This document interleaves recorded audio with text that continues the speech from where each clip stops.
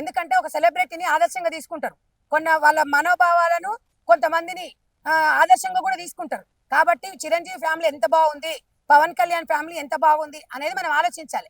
వ్యక్తిగత విషయాల గురించి నేను మాట్లాడదలుచుకోలేదు, నాకు అవసరం కూడా లేదు. కానీ ఒక సెలబ్రిటీ అయినప్పుడు ఒక సెలబ్రిటీ అంటే ఎట్లా, ప్రజల నుంచే మన సెలబ్రిటీ మొత్తం.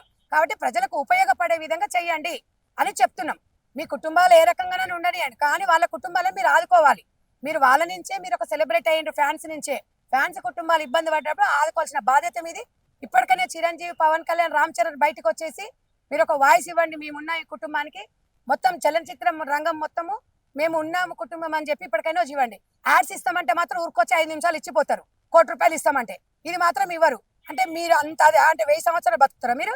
ఎన్ని వేల కోట్లు ఉన్నా ఎంత ఉన్నా తినేది అన్నమే. బీదోడు తినేది అన్నమే, మీరు తినేది అన్నమే. ఎన్ని కోట్లున్నా, ఎన్ని వేల కోట్లున్నా మీ ఇంట్లో బంగారు పొయ్యి ఏం లేదు. మా అందరికి ఉండే పొయ్యే మీకుంది. ఇవన్నీ ఆలోచించండి.